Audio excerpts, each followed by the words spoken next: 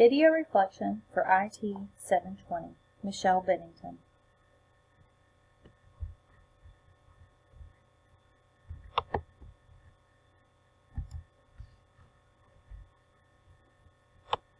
Video Reflection, IT720, Michelle Mbennington.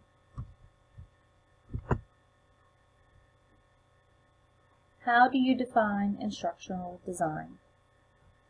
Instructional design is when someone lays out the outcomes and goals they want to achieve via some form of instruction, whether it be online modules, face-to-face teaching, group work, or learning that is overseen by a facilitator. Instructional designers lay it out and then start the designing process using several different models such as ADDIE, Assure, or the Dick and Carey model, to name a few. This process can be very involved as it takes time and a lot of effort to create a program or course. To effectively design a course, a person called an instructional designer works closely with the company or person wanting the instruction design. First, they have to analyze their needs, then set goals and objectives for the target audience or learners, and finally, evaluate the course and the instruction of the course prior, during, and after instruction has taken place. Instructional design is more than just creating a plan or two. It is creating a program that meets a particular need of a company from the ground up. Then editing said program or course to be certain that all goals and objectives are being achieved.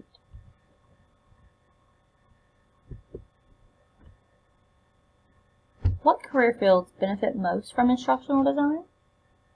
I think pretty much all areas of business can benefit from instructional design, especially education, retail, and the medical field.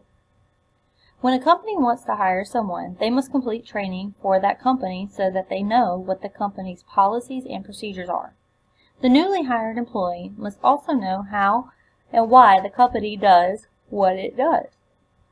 Education is probably one area that uses instructional design more often than any other area.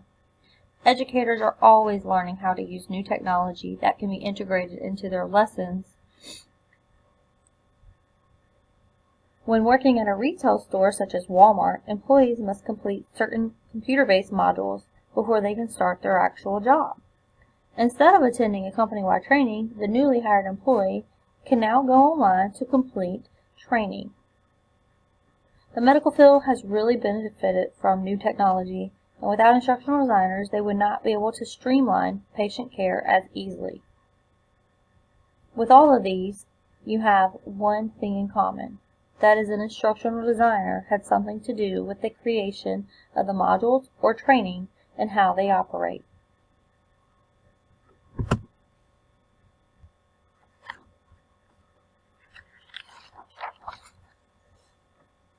Of course, with anything, there are benefits and drawbacks that one must consider, and instructional design is not immune to this. Some benefits for using instructional design are: learners are the focus of design. With proper support, instructional design can help instruction to be efficient and effective. Design encourages collaboration for procedures.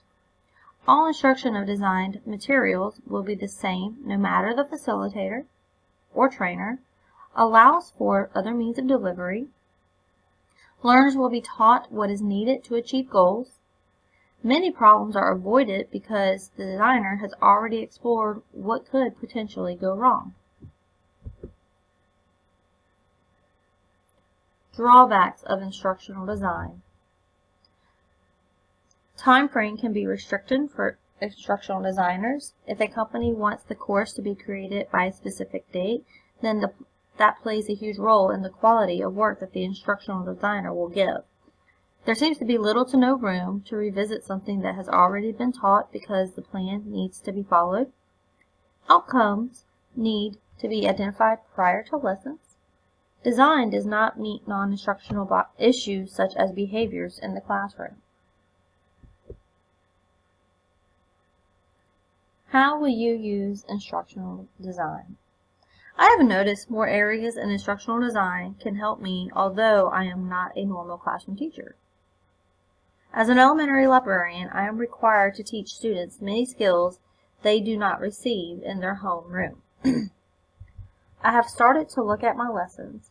I have noticed a change in how I have organized my lessons so that they build upon each other and are not scattered as they were during my first year. I am now on my 4th year, and I can honestly say that I have gotten better throughout the course of my master's work. During my first semester as a master's student is when I learned about instructional design and how important it is when planning out units and courses.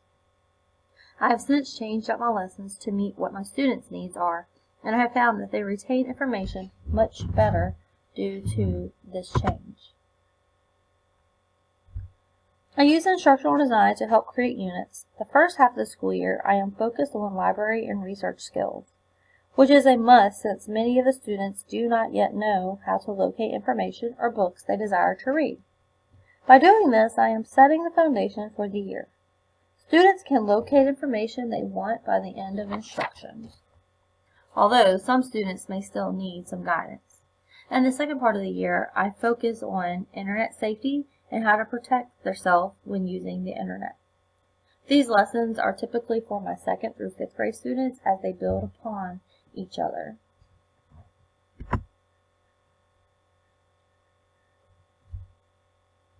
Although instructional design has been around for a while, it has only started to shape into its own career field within the past decade.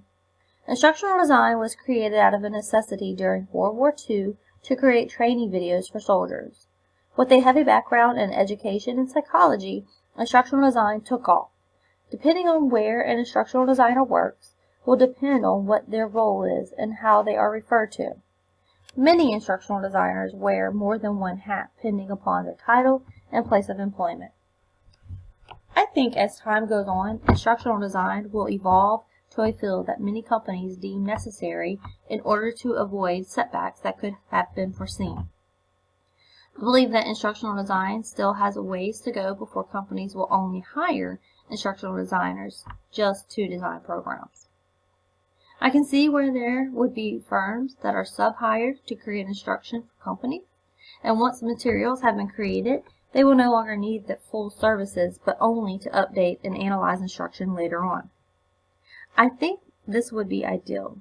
I feel that working for an instructional design agency or firm would be a great way for instructional design to be used by more companies. By outsourcing the job of instructional design, a company would have a better product because the instructional designer could bring an outsider's viewpoint along with their expertise of creating courses or programs that work.